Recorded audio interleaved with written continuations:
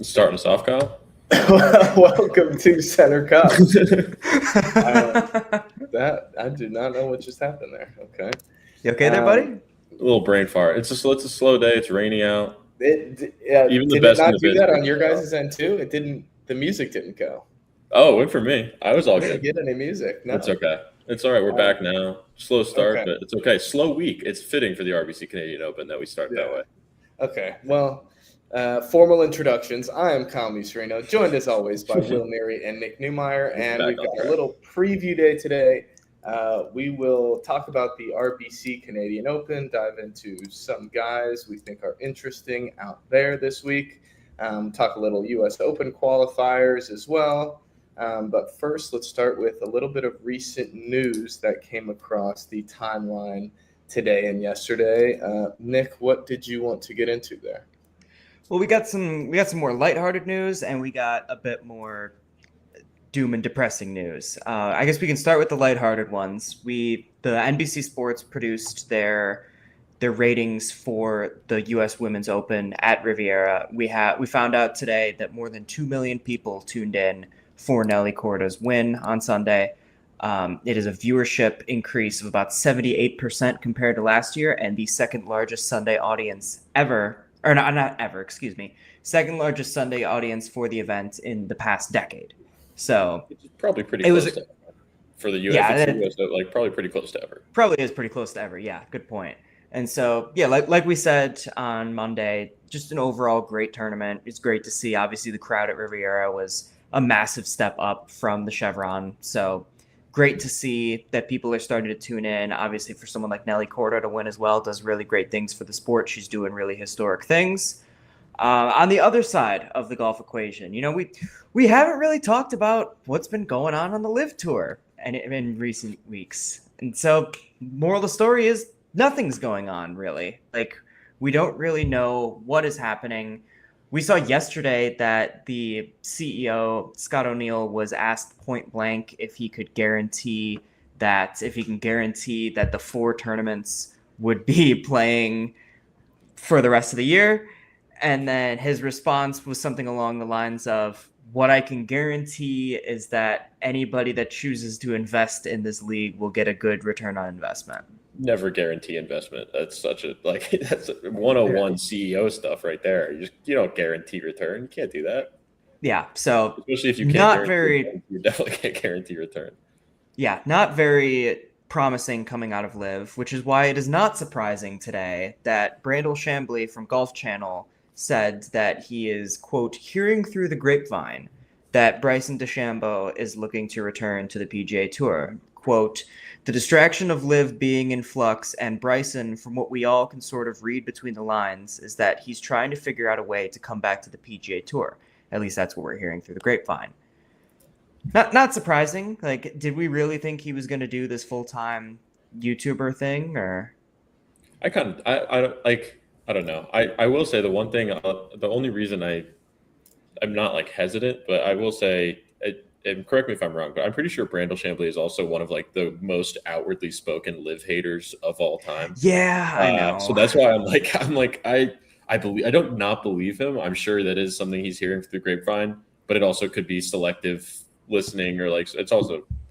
But I mean, like you said, that's the other part is like, no, it's not surprising. Like, where else is he going to go? Like, right. I guess it is full-time YouTube because it looks like LIV is at least not going to be able to live up to what they promised him. So smooth. Thank you. Yeah, I think we've kind of seen over the last year how Bryson's like fall off in actual majors has affected how he's perceived in the golf world, and nobody wants to watch your YouTube golf videos if you stink at golf. Yeah, so, shocking. But he might find some kind of compromise there with the PGA Tour, but I mean, he's going to try and come back if he can. If LIV just dissolves, there's no way he's just going to go play YouTube golf for the rest of his time.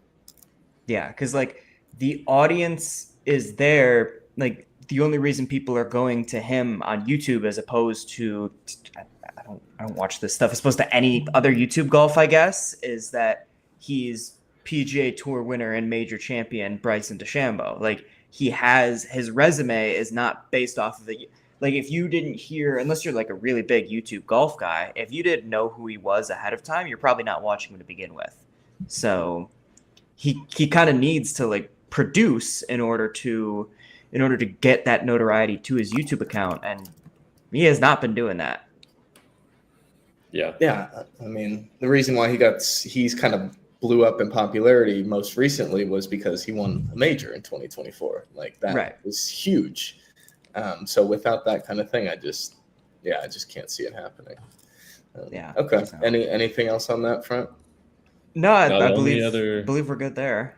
Yeah, the other YouTube golf news for us real YouTube golf heads, me and LeBron, just like we're like this. But apparently Brad Dahlke is playing of Good Golf is playing in the almost dead Rocket Classic. So one more year of the Rocket Classic, Brad Dahlke will be there. Yeah. So there we'll get our measuring stick there. We'll see if the YouTube golfers can hold up. Well, I don't know. I have no expectations, but it'll be fun. It'll be a storyline, whatever. Yeah, which that is not necessarily breaking because it happened yesterday, but in case you missed it, the Rocket Classic, this will be the last Rocket Classic this year. The event will not be returning in 2027 due to, I mean, we kind of saw this coming, like with the PGA. Obviously, we're going to wait till the Travelers Championship for Brian Rolap to give like a bigger press conference and just truly outline what he's thinking for the schedule. But there's been those sort of questions about what is going to happen. Like, obviously, we know like the AT&T Pebble Beach Pro-Am is safe. The WBM Phoenix Open is safe. We know those events, like the big events, are more than likely safe. But what's going to happen to like the Rocket Classic, the John Deere Classic, which reports came out that the PGA Tour had asked the John Deere, to consider moving towards a larger Chicago market. The John Deere Classic did confirm that those conversations have not happened, by the way. That was just mainly fueled by speculation. But what happened with the Rocket Classic, they announced that they're not going to be returning as a title sponsor because they don't really have an interest in playing as a second tier event. The event has all but become a second tier event. They don't get the big players anymore. They don't really get any big names aside from, I think Ricky Fowler is probably his triumphant win in, was it 2023, is probably one of the biggest things to happen to that tournament. But it hasn't really been known for these great winners across its history. And so they're kind of sick of being treated like a second tier event anyway. And they don't see the worth in paying for a first tier event. So like what I was able to read yesterday was that the current price tag for sponsorship is about $15 million. And the price tag for a Track 1 event in the new calendar would be closer to $30 million. And so the second tier sponsorship would be pretty much what they're paying right now at $15 million. So they could either stick with what they're paying as a second tier, like as an established second tier event, basically Korn Ferry 2.0 at this point, or they could double their rates to be for the chance of being taken seriously at the first stage. So they did not think it was worth it, and so they decided they didn't pull out of their contract either. The contract ended after this year. They chose not to renew it. So I guess we could talk about this further when it comes time to the actual Rocket Classic, but looks like we won't be going to Detroit anytime soon after 2026. Yeah. The only thing I'll say about that, I don't understand what the first and second tier is yet, and I know, Nick, you did a lot of research on this, so I'm sure you have some more information than I do, but I'd rather wait until I think we'll table this one for sometime after the U.S. Open around the Travelers when we can actually get some information there. But I am curious to see because, I don't even really understand how much of a step down the second tier will be. Like, will the top echelon from the Korn Ferry Tour be in there with the lower echelon from the PGA? Like, I just don't understand how the math works up with the player numbers that are going to be in tier 1. It's all. I'm going to need a lot more information before I form any real opinions on it. But yeah, exactly. From what I understand, which is already not a lot, they've been very secretive about this. From what I understand, I don't like it. So I'm hoping we get some more clarity. I could be a bit more excited at the players, but for now, I'm not a big fan of this whatsoever. Or the Travelers, excuse me. But I'm not a big fan of this. Well, we'll find out more, I'm sure. We will find out more indeed. So How about we get to what we're actually here to talk about, which is a recap of the U.S. Open qualifiers? Question mark. Yeah, I'll be real quick with it, though. I promise I'm not going to do what I did last time and go name by name down the entire board. There are really only a couple sites that I want to hit here, and that's just shouting out some of the names that are going to actually be playing in the U.S. Open. We had a real South American just powerhouse at the Lambton Golf and Country Club. They kind of took over Canada. We had Emiliano Grillo and Alejandro Tosti, two Argentinians, along with Marcelo Rozo, who is Colombian. They took the 3 spots at Lambton Golf and Country Club. There was a playoff. The one storyline that came out of this that I think Monday Q is who I saw, tweeted out, put the story out with Ryan French at Monday Q Info, obviously. In one of the playoffs, the one thing I don't, so backstory, there's alternate spots, right? Like you can get to play, you play in playoffs to get the alternate spots. And right now the US Open still has around 10 spots in their field that they can fill and will fill. And obviously the first set of that will come from, if the OWGR swings enough and guys like Eric Cole jump into the top 60 in OWGR and gets into the US Open that way. That'll take the first few spots, but then they'll dip into alternates from these sites. So the alternates do matter, and it is somewhat weighted by I think it's field strength of the site or whatever. I'm not entirely sure how it works, but the Canadian alternate spots are all but guaranteed to get in. So that's the backstory you need for this. But in a playoff, it was 8 for 3 or something. There's 3 alternate spots. I think it was 8 for 3. Max Homa was in this playoff. Adam Svensson. What? Sorry. Brutal lip out for Homa. Yeah, tough lip out for him to lose and drop out of that alternate playoff. But Adam Svensson, I guess Max McGreevy made a putt that eliminated Adam Svensson from the opportunity to get first alternate, but second alternate can still matter. And he picked up his coin and thus was booted from the entire playoff. Sucks. Not fun. Bummer for Adam Svensson. Because again, the second spot does matter. It's got to be weird for real professionals to play in these qualifiers and have these playing for alternate spots and just stuff you're not used to doing. That was the only real drama in Canada. And like we said, that was a hot spot because of the fact that, the PGA Tour heads to Canada this week. The other one that we definitely need to shout out is the ship himself. It's sailing. It's sailing on to Shinnecock Hills in New York. Neil Shipley tied with Zach Blair for the first spot in Springfield, Ohio. Other worth mentioning, Dylan Wu in that group too. Billy Horschel made the cut there. Some guys that missed out, Tony Finau and Brant Snedeker. I didn't realize that Tony had played in 30-something straight events. It might have been 30 straight major tournaments. And this is his 3rd straight miss now. So he will – there's 3 spots up for grabs for the Open Championship. So he's going to try to do that in Canada. That was obviously another pretty big site because the PGA Tour was just in Ohio. There's a couple really young dudes. Logan Riley, an Auburn freshman, qualified in Rockville, Maryland. He also just sunk the clinching putt to help Auburn win their team title, the NCAA championship, and then went on to shoot 68 and 67 and qualify for the U.S. Open. Pretty sick. Other names like Miles Russell, which I was texting you guys about this earlier. I cannot believe that Miles Russell is still a rising senior in high school. I feel like he's been around for 3 years. I don't really understand how he's this young still. He qualified alongside Giuseppe Puebla, another rising senior in high school. They both did that in Florida. And the last one, I just wanted to shout out Jake Peacock because that's a fire name. And he qualified in Ball Ground, Georgia. So unfortunately, our guy Jimmy Paradise did not qualify in Ball Ground, Georgia. He missed out. But Jake Peacock stepped up. We needed a good name. I think, Kyle, you said yesterday it's like a Jimmy Buffett and Tommy Bahama baby is Jimmy Paradise. And instead we get Jake Peacock. So it's a good consolation prize there. It's 5 o'clock somewhere. It's 5 o'clock somewhere along with Chris Kirk. It's actually 5 o'clock here. Chris Kirk at almost 6 o'clock. Chris Kirk, Keith Mitchell, and others are in that group. Aldrich Pocketer not in. Patton Kazire not in. Alistair Docherty not in. Elsewhere, I think Aldrich. Did I just say Aldrich Pocketer? Well, he didn't make it in. Yeah. I did just say him. Okay.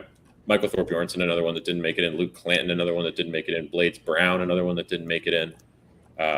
So big names missing out. Max Homa we mentioned, but that was kind of the highlights. I mean, there's 30 dudes who qualified, 24 dudes who qualified, something like that. So we don't need to go name by name, but always a fun day. Good stories coming out of there. It's always I think you were texting this earlier, Nick, seeing part of what makes that day so awesome is that guys 17-year-old Giuseppe Puebla are beating out legitimate PGA Tour professionals like Mathieu Pavon. That's where Luke Clanton didn't make it in, Christian Bezuidenhout, to take home get first place there and qualify easily for the U.S. Open. So it'd be fun to keep an eye on some of those names when we get to Shinnecock Hills in a week from now. But not holding out. Absolutely. We'll pick an amateur. We'll do our thing, like we always do with our draft. Yeah, that'll be that's a good category. We have to pick an amateur. That'll be a fun one. It's Miles Russell's flying off that board. Actually, Jackson Coyvin's in the field too. Ooh, yeah. Coyvin's flying off the board first, but then Miles Russell. Probably. It's going to be decisions for me. So unless we want to do another rigged wheel, that's I'm always partial to the rigged wheel, but I can understand the hesitance. You guys, the hesitancy. So my question for you, Will, is for our viewers at home who have grown accustomed to your major updates, are there U.S. Open spots up for grabs at the RBC Canadian Open? In OWGR, yes. Okay. There are. So it's the top 60 in OWGR after this week will get in. Again, there's not actually that many guys around the qualifying mark. I think I put it in the the recap from the other day on who's actually kind of surrounding that spot. I know, I mentioned, Eric Cole is one of the guys that is right on that bubble. I think he's 63rd now, if I remember correctly, after a couple really good finishes over the past few weeks. He's fallen up the board. I'd have to double check. I think that was the only one that really stood out as somebody that could qualify. There was I'll open up OWGR right now, but there was somebody around 55th that I remember was also at risk. And Michael Brennan's in there. Pearson Cootie's at 57. But again, there was already a cut, so it's really only guys who have moved around. The top 60 from a couple weeks ago already got in, so really it's Eric Cole at 63rd that you want to keep your eye on as somebody that can make a significant jump up into that field. There are open championship spots up for grabs for no reason. That's what I was going to say. So a win this week would not qualify you for the U.S. Open, correct? No. Well, so the U.S. Open's gross, but no, because the U.S. Open does. It would it wouldn't, because all these guys already are in. But to qualify for the U.S. Open through wins, you need to win 2 PGA Tour events since the last U.S. Open that are both full credit for the FedEx Cup. So interesting. Not secondary events. It would have to be 2 events, and nobody's qualified through that at this point. That's not true. I can pull it up right now. There are a couple that have qualified that way. And that would be, drumroll please, Scotty Scheffler has done it with the BMW, the Procore, and the American Express. Chris Gotterup's done it. Justin Rose has done it. Matt Fitzpatrick and Cam Young are the 5 guys that have qualified that way. Names that could, Aldrich Pocketer, he won the Rocket Classic last year. If he wins this week, he'd be in. But also, again, we've talked so much about OWGR. A win would also likely boost your OWGR enough to get in, if that's the question that you're hoping for. But there are some guys. Kurt Kitayama, I believe, is already in. He's comfortably in with OWGR. Michael Brennan, he's somebody around the bubble who's probably already in through OWGR, but he won the Bank of Utah last year. There's lots of the U.S. Open's a little bit gross in that it's not straightforward with the wins. But no, technically a win this week in a very long-winded answer would not get you into the U.S. Open. Got it. Fill me in this would be a short episode. Fill me in when we have the solidified field. Please. Yeah. We don't need to waste a lot of time talking to it. We can. Hopefully, the RBC Canadian Open's not going to take long to preview. Luckily, but no, we're going to keep this one brief because we're coming back to y'all on Saturday with a lot more U.S. Open content. So keep your eyes peeled for that. But this one's going to be on the shorter end. Okay, so should we dive into the RBC Canadian Open then? There are still some pretty interesting names in the field. A bunch of good guys playing. I imagine guys who are trying to keep good form leading into the U.S. Open next week. So why don't we dive into some of the tournament notes and storylines before we get into some individual guys that we have our eyes on? Yeah, this is a fun tournament every year. I feel like the last few years have been interesting. It obviously took 2 years off, and it took 2 years off for COVID, 2021 and 2020 and 2021. Sorry. And it's hopped around a lot. This is actually the first time that it's held at the same course in consecutive years since it was at Glen Abbey Golf Club from 2015 to 2018. Since then, it's hopped to Hamilton Golf and Country Club, Oakdale Golf and Country Club, and St. George's Golf and Country Club. So it's been all over the place a little bit. And obviously last year being the only year on record that we really have, it's at TPC Toronto this year. It's kind of hard to do a full, course history, course fit, stuff like that. But so I'm working with minimal data here. But broadly, the course, par 70, 2 reachable par 5s. And I kind of like this. It's the first hole and the 18th hole are the 2 par 5s. Kind of a big fan of that, to be honest with you.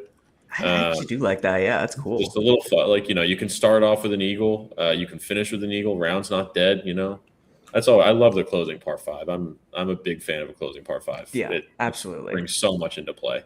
The par 3s. The par 3s are weird to me. There's not a lot to mention, but there's 2 of them that are less than 160 yards and 2 that are over 220 yards.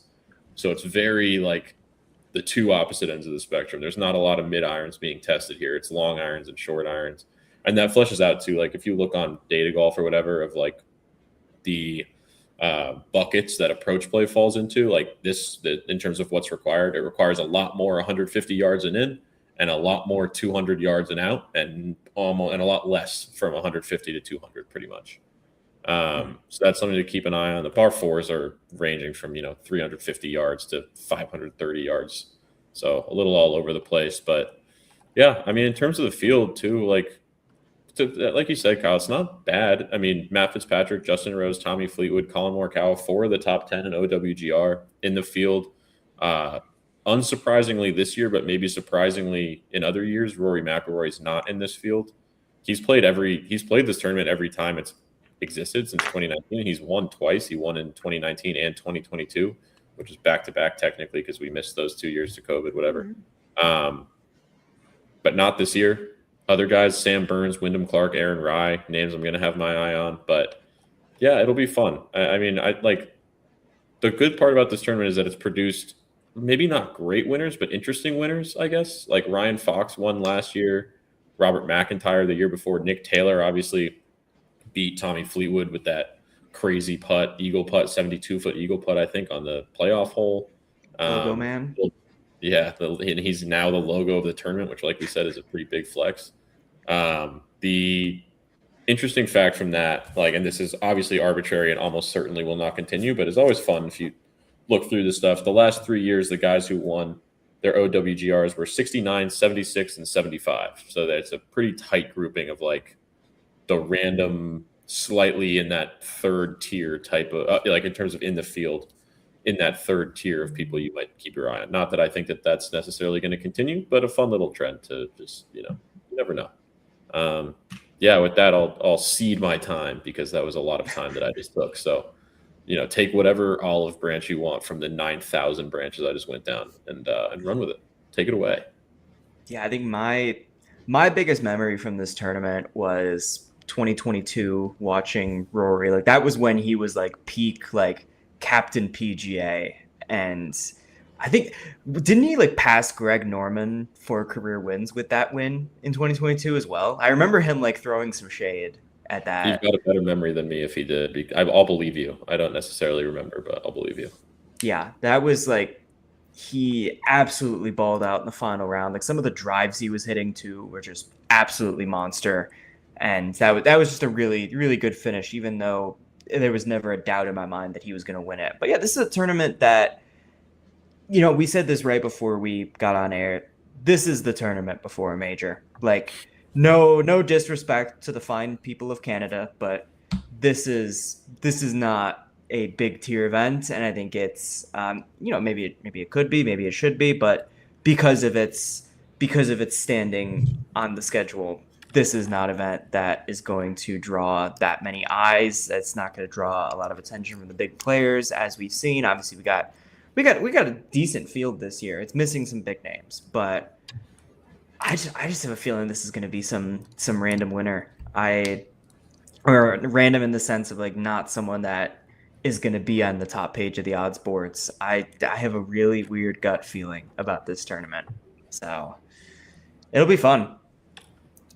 Well, kind of speaking to that, there are some guys who are coming in playing pretty well, and maybe some guys who you're looking for their form to change a little bit going into next week's U.S. Open. So let me frame this question like this. Ooh.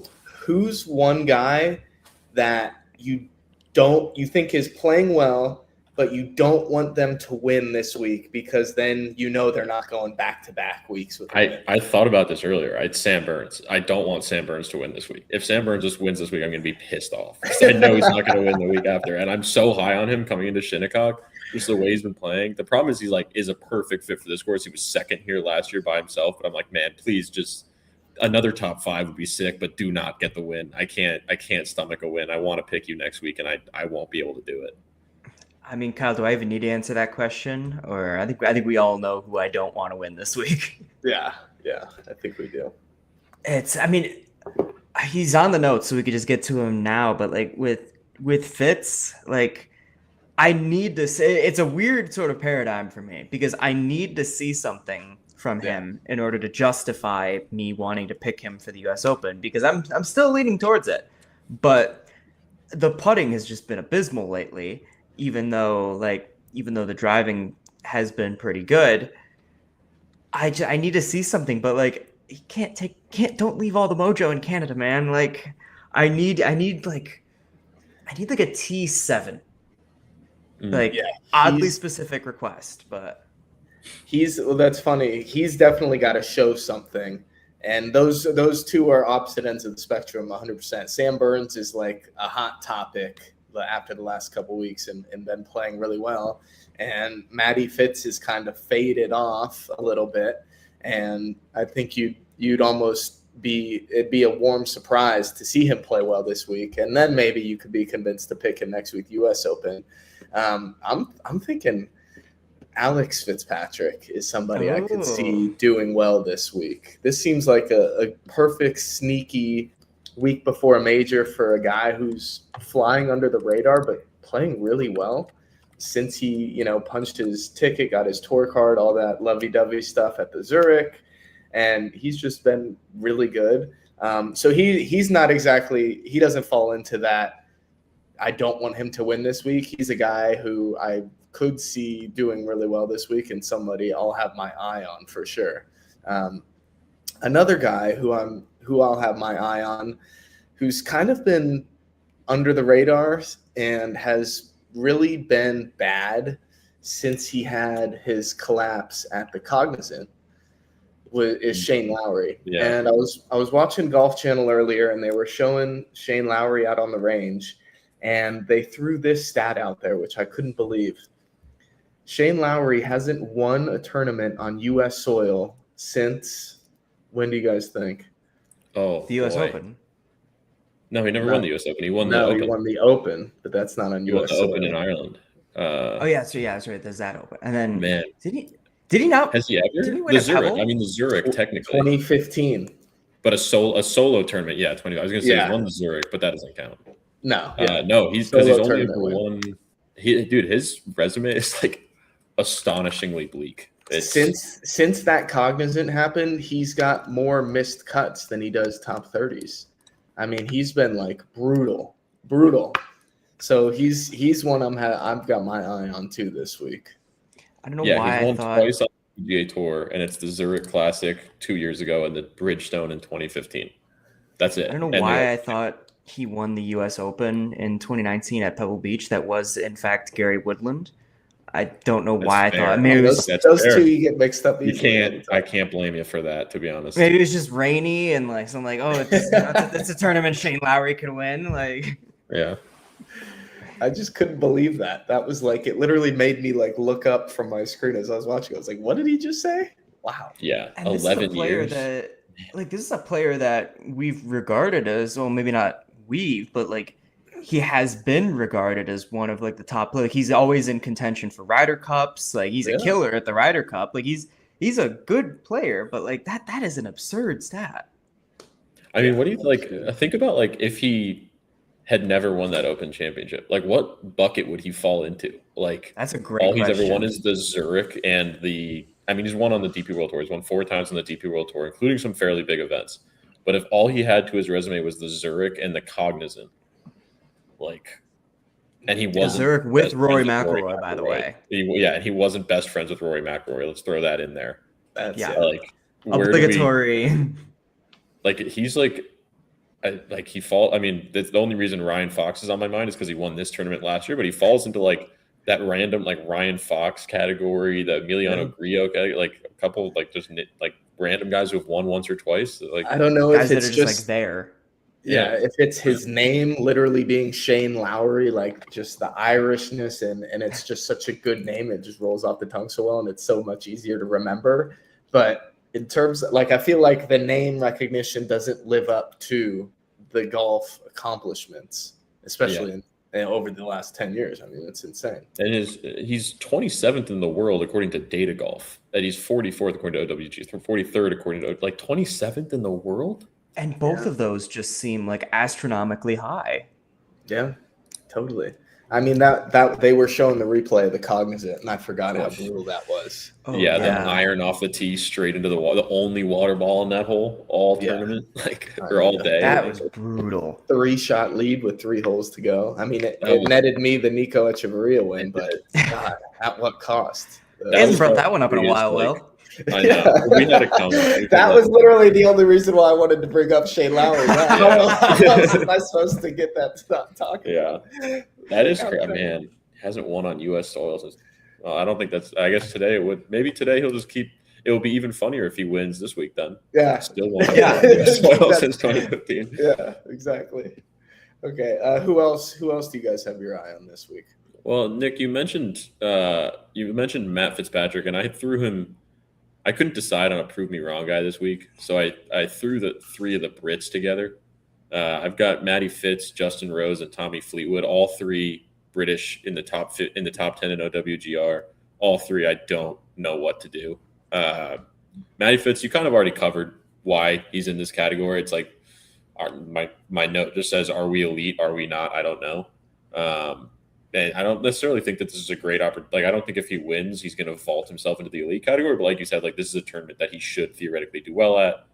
Justin Rose is a little bit more like he quietly his last 2 finishes have been T10 at the PGA and T12 at the Memorial, which I did not know, honestly. So that's since his like collapse after moving to McLaren.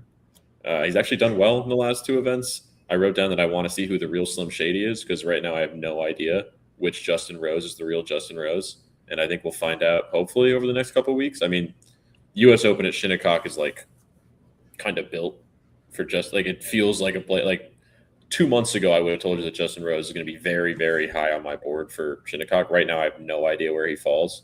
And Tommy Fleetwood, we've talked a lot about. It's just been inconsistent and again, it just never feels like he's going to win. I mean, like he'll put himself in position and he won't execute. And the one time he's done it was, we've talked enough about the Tour Championship. We don't need to rehash it every time. But like, I just don't know. I don't know what to do with any. And obviously, his history at this tournament is specifically interesting. He's the one who on the losing end of that 72-foot eagle putt that became the tournament's logo.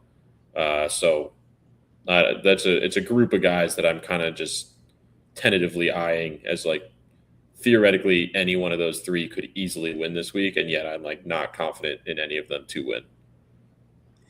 And speaking of players that we don't really have a lot of confidence in winning, speaking of players that maybe are getting a lot more recognition mainly just because of their name, like a player that Will, you had no idea was even in the field as of this morning, Mr. Brooks Koepka.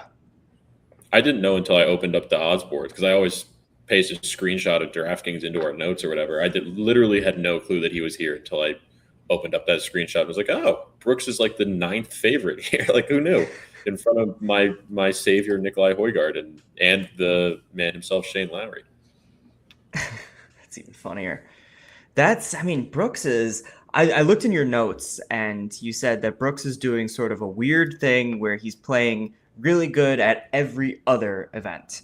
And which means he's missing the cut this week, unfortunately. I looked at his Data Golf and we're getting back. So T18 at the Valspar, cut at Texas Children's Houston Open, T12 at the Masters, cut at the Zurich, T11 at the One Flight, T55 at the PGA, T14 at the CJ Cup. Yep, you know it's coming. But you know what else is coming then by that logic? A win at the U.S. Open.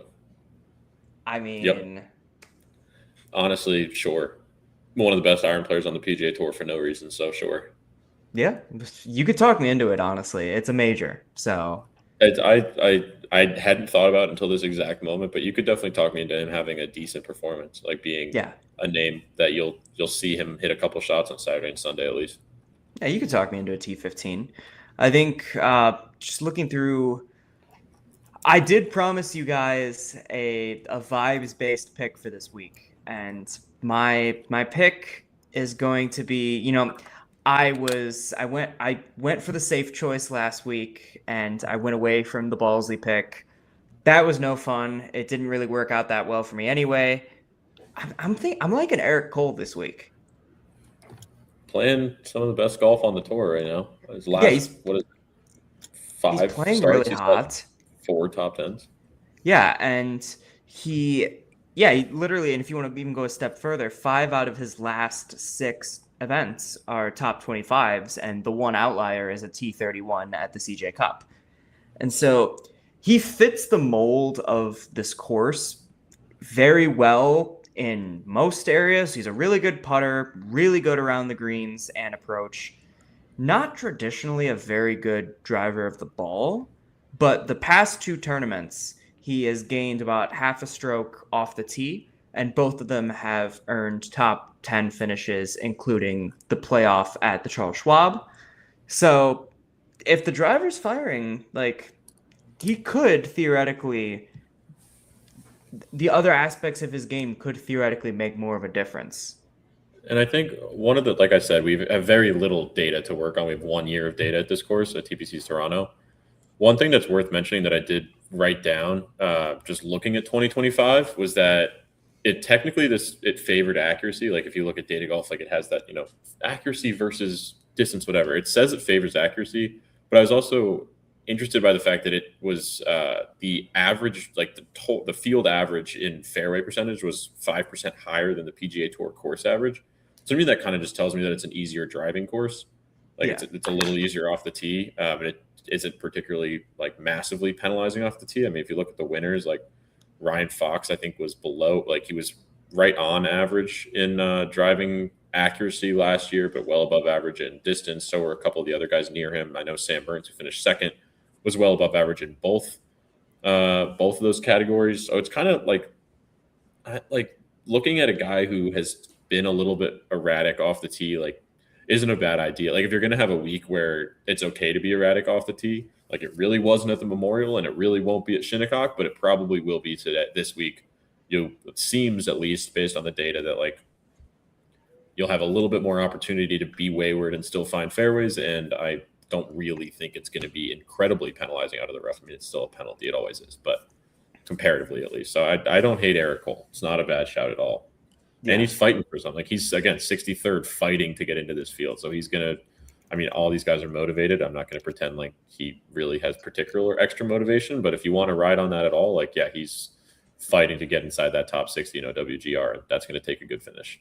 Yeah, it's a vibes-based pick, but it's not a pick that is going to really mess with it. It's not going to come back and bite me. Like, I feel confident enough in that pick.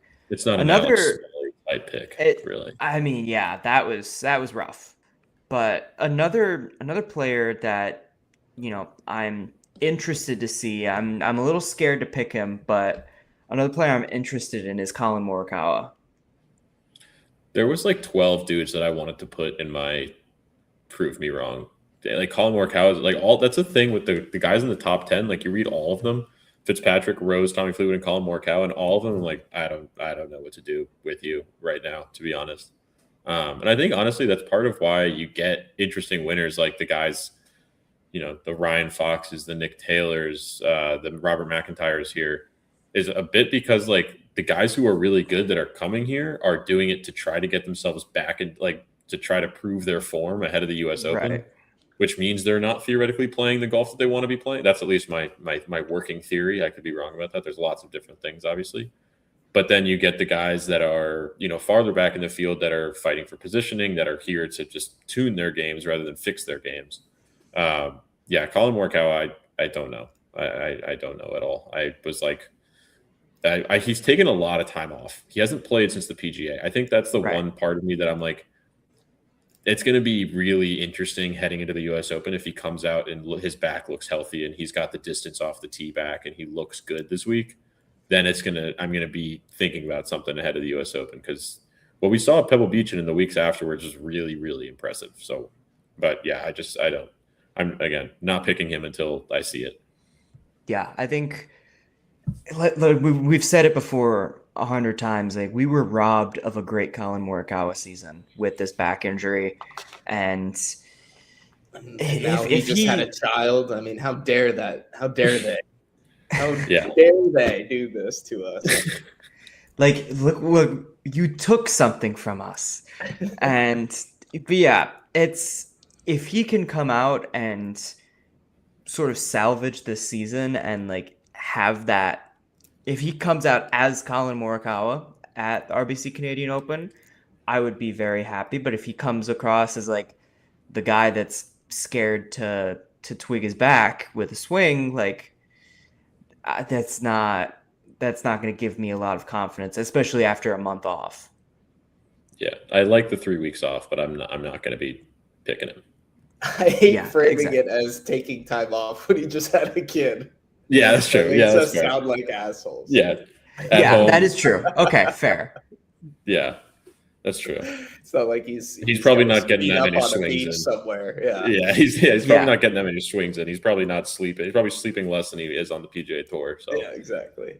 We'll see. But hopefully, I mean, there's also dad back, so I don't know how much he's carrying the kid around, but keep an eye on that. It's definitely something interesting to watch, just because he hasn't played in such a long time. So he actually did give a press conference today. So I'm looking through the transcripts now, and one of the things they asked, like, with a newborn, what his practice schedule has really been. He said, "Not much, which is kind of good.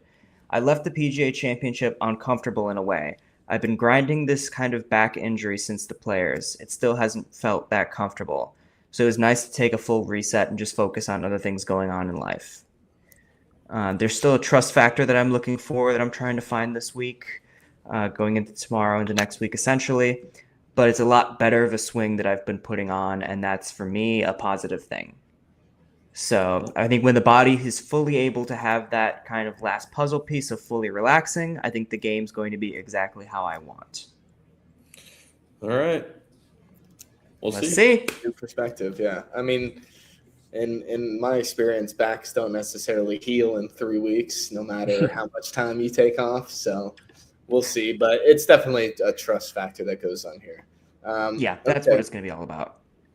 Looking one more guy who we've kind of talked about, who we have at the last guy on the cutoff on Will's odds sheet there, is Jacob Bridgman, who started off the year so hot, as we've talked about, and has been terrible ever since.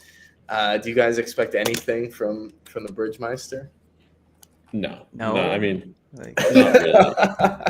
I don't. I mean, like, I'm just looking. But it's such a stark cutoff. If you just like look at his performance, I'm not. I guess I will read a handful of them, but like T4 at the Sony, like all top 20s for the first 8 events of the year, including a win at the Genesis, and then it's been 6 events since he did that, and he has not been inside the top 30 in any of those events. I need to see what, like, his putter was so good to start the year. There has to be something that happened, because it is really, like, he fascinates me in that sense. Like, that's just such a crazy turn. Every week, if you look at last year too, he's got like he's got another like 7-week, 8-week stretch last year where his putter was really hot and he knocked out a couple top threes, and then it kind of goes cold. It's erratic, but I mean it looked so good for so long.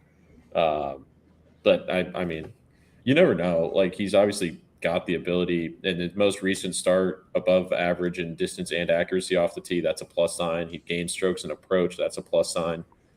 His putting wasn't as bad. I guess that's a small plus sign.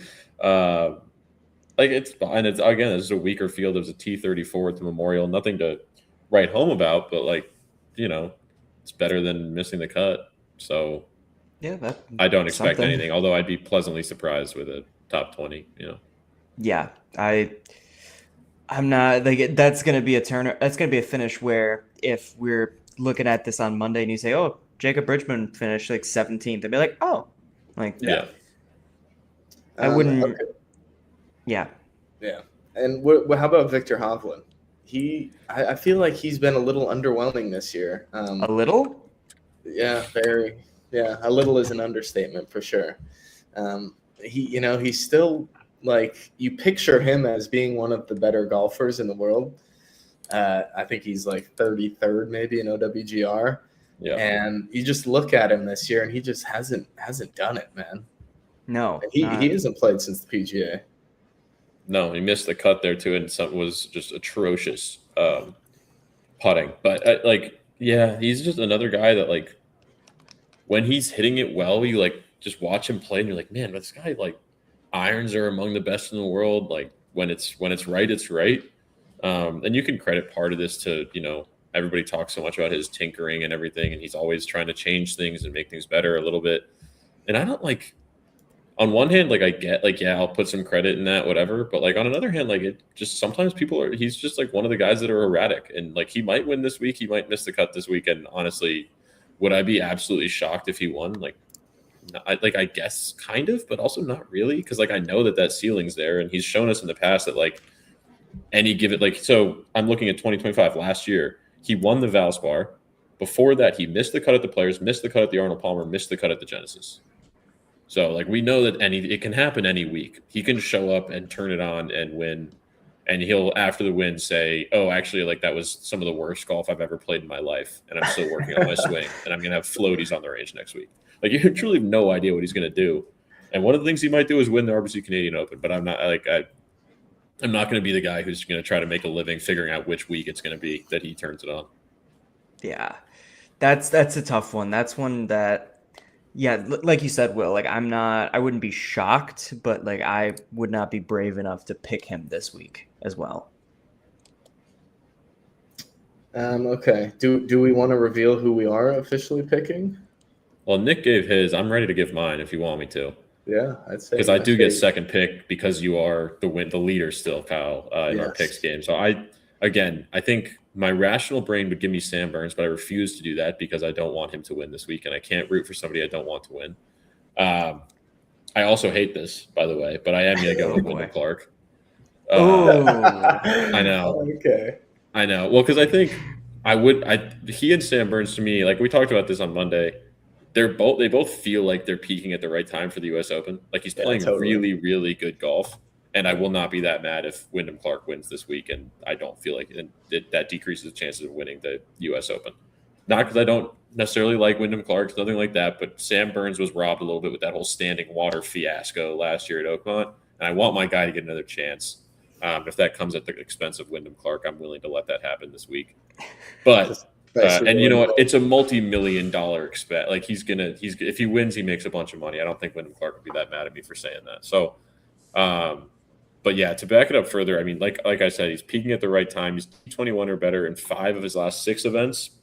In his last 2 events, it was a win at the CJ Cup, Byron Nelson, and a solo third at the Memorial. He's gained strokes putting in 5 straight events. He's coming off his best approach play and around the green play tournament of the year. He's like one of the farther hitters on the PGA Tour in terms of off the tee. And again, this is a course that's, at least in the 1 year it's been on the PGA Tour, was above average in how easy it was to hit the fairway and fairway percentage. So, if there's not that much of an onus on accuracy and it's going to let him just bomb it down there and hit good approach shots and make some putts, like, I don't know, why not? Like, it'll be fun. And again, I think, like I said, and like Nick was saying too, like it just feels like it's one of those tournaments. Like the guys at the top of the odds boards, Tommy Fleetwood, for God's sakes, is the number 1 on the odds board, which should tell you everything you need to know about like the likelihood of these guys winning. I don't think that was necessary. It's Matt Fitzpatrick, and to be fair, Sam Burns is number 3, so I'm kind of digging my own grave here. But cheap shot. Wyndham Clark's number 4. It's just like my main point is none of the guys, I guess really the top 2 there, Fleetwood and Fitzpatrick, are guys that I really trust to like win this week for all the reasons that we've already said. So why not go down the board a little bit? By down the board, I mean to fourth and grab Wyndham Clark.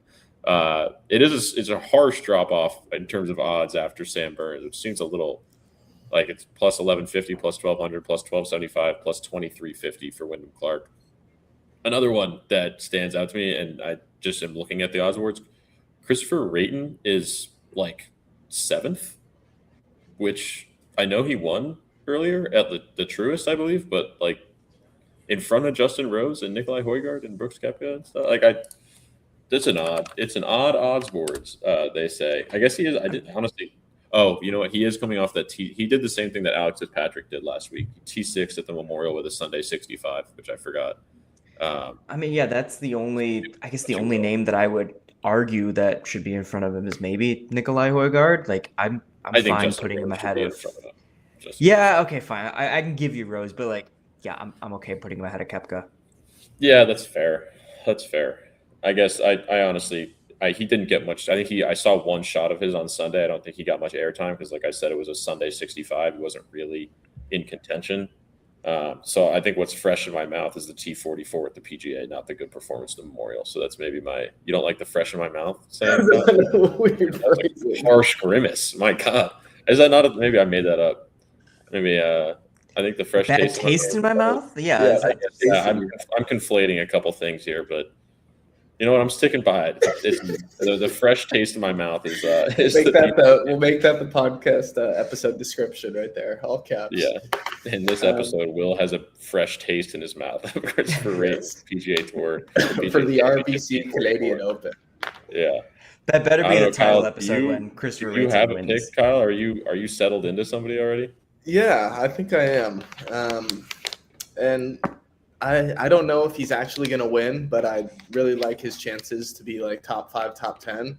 And I want to root for the guy. Are you going to give it to us? No, you can guess. I feel like it's Nikolai Højgaard. He was the guy who lost out to this guy, but it was between those two. Oh, who was it? Did he lose to Bridgman at the Genesis? No. I'm talking about in my mind who I was picking. Okay. Yeah, I was deciding between Nikolai and. Then I'll let you run with it. I already brought him up earlier. He was the first guy I brought up. I'm going with Alex Fitzpatrick. Oh, okay. I like that pick. I actually like. It's not one I thought of at all, but he fits. Like he absolutely fits the course. Like yeah, totally does. Everything you said about what fits this course, he does. He's just an accurate driver. This course? Yeah. Thank you very much. Another episode description right there. Fits. And he's just playing so well, man. He's just like, I can't believe how well he's playing, honestly. So he's a guy who I think is going to finish up there and somebody I want to root for this weekend. And I want my magic to rub off on him. That would be great. Yeah. Since earning his PGA Tour card outside of major championships, he's not been outside the top 10. That's crazy. Yeah, only been 3 events that weren't majors, to be fair, but it was a T9 at the Cadillac, 4th at the Truist, and T6 last week. I'm kind of kicking myself that I didn't make that pick myself. I'm not going to lie.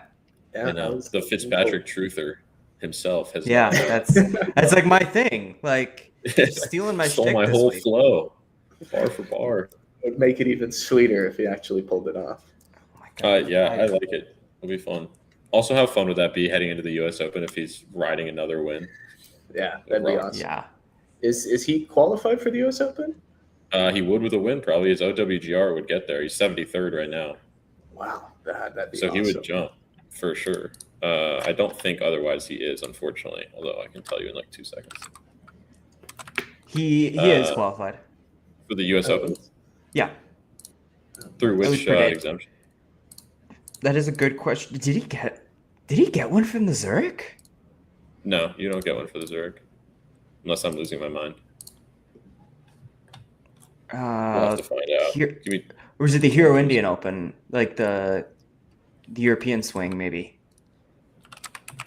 He is qualified. He's qualified through he's top. Oh, right. That actually came out like a week ago. I forgot about that. So as of like a week ago, the top 5 in the 2026 FedEx Cup that were not otherwise exempt received an exemption to the U.S. Open. Oh, okay. So that's how he got it. He is currently in the FedEx Cup. He is currently 20th in the FedEx Cup. So that makes sense that he would be in that top 5. So he will be there, which would be fun. And a win would, boost the OWGR for no reason. It would give him another exemption for giggles, but Nice. It'll be a fun one to think about at Shinnecock a little bit. Yeah, just to put a little fresh taste in your mouth. I mean, he's playing.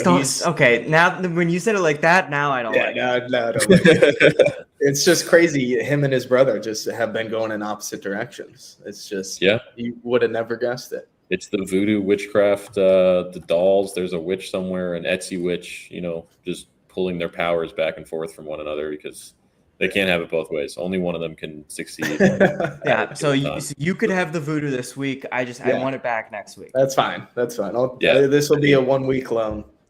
Yeah, exactly. Matt just wants it for the U.S. Open. He wants to bring back another U.S. Open trophy. Yeah. Okay. Anything else we need to talk about for the Canadian Open? Pretty much does it. Yeah. Okay. Shall we just check in real quickly? I know the LPGA Tour is back in action at the Dow Championship, and surprised me to see Nelly is playing again. It's a team tournament, right? So she's playing with Olivia Callan, German pro, and I saw just because I saw a TikTok that they made where they're calling themselves Legally Blonde, the team, and that was pretty funny to see. I did see that. That was pretty awesome. It was pretty cool. She's definitely enjoying herself now. Yeah, it's similar to what she did after the Chevron. I forget what the exact. It might have been. I forget what the event was directly after. Yeah, I think so. The Riviera Maya Open, or whatever it was. But she played in that one again. It's honestly especially an event like this, like you said, Kyle, a team event. It's probably a great way to decompress from such an emotional win. To go, definitely. Have fun, be the Legally Blonde team in a LPGA Tour team event, and probably win just because But LPGA Tour Dow Championship. They're actually in Michigan this week, so not too far from us. That's it. Road trip. Yeah, hopefully the weather holds up there. It's been there as it was here, but anybody that's listening to us in the Chicago area, we got absolutely mashed by rain an hour ago, and we should be getting some more in a few hours. And just I think the rain came through and cooled things down, which thank God. That's good. Yeah, I think it's maybe 75 right now. I'm gonna bravely go out there and pick up my orange chicken. So hoping it'll be a little bit. Oh, which means tomorrow's gonna be humid as hell, though. Yeah. Yeah. Yep. Might be an indoor day tomorrow, or a brief outdoor sweated out kind of day. Instead of the major update, we got the weather update. Yeah, weather update today. This is what people tune in for. They want to know what weather systems are coming. A little bit of everything. You never know what direction we're going to go. If you have any other meteorology questions, our email is right at the bottom. Feel free to reach out. Yeah, I'm a meteorologist. It's true. Do you guys see there's a new movie about the meteorology surrounding D-Day that I want to go see? It's called Pressure. I'll come back with a comprehensive review on Saturday. Is this going to be a thing now? Monday was tequila, now it's D-Day. What are we doing with these end of episodes? It's good. It's going off the rails. But seriously, it's good. It seems like a good movie. The guy who was in The Whale, Brandon Fraser, I think is his name, is Dwight D. Eisenhower in Pressure. It's all about the meteorology around the decision-making. Brendan Fraser, the guy that was in The Whale. You mean The Mummy? What are you talking about? My God. Wait, who's the guy in The Whale? You're right. He is, but it is. I don't Is it bad that I've never seen The Mummy? Oh my God. Will, have some respect. That's your homework for tonight. Is we want a comprehensive No, I can't. review. I'll do it tomorrow. I saw the Backrooms today, and it was interesting. That's all I'll say. I won't spoil it for you guys. I saw a TikTok today, comparing the Chicago Pedway to the Backrooms, and the bare rooms, the bare hallways of entertaining. But I'm much more interested in Scary Movie 6 than any of those movies you just mentioned. That was the highest gross movie of the weekend, so I did not do that. Of course it was. Come on. Yeah. Beat out The Mandalorian and Grogu. I think. Oh yeah, that was a low bar to beat. Mandalorian and Grogu. Didn't people hate that movie? I don't know. I think I didn't even watch it. I couldn't even care less. No. Yeah. Okay, Corn Ferry Tour, Amarillo, Texas. Yep. Anything to say about that one? No, the rest of the Corn Ferry Tour is in Amarillo. The PGA Tour Americas is in Bogota, and the PGA Tour Champions is in Des Moines, Iowa. So similar, Bogota, Des Moines. Des Moines is often called the Bogota of Iowa. So Okay. Can't say I've ever heard that one. We're gonna have to take your word for it on that one. Okay. Someone bring us home. So we will be coming at you on Saturday, most likely, with a U.S. Open prep. We're going to preview Shinnecock Hills, of course, and kind of go through everything there.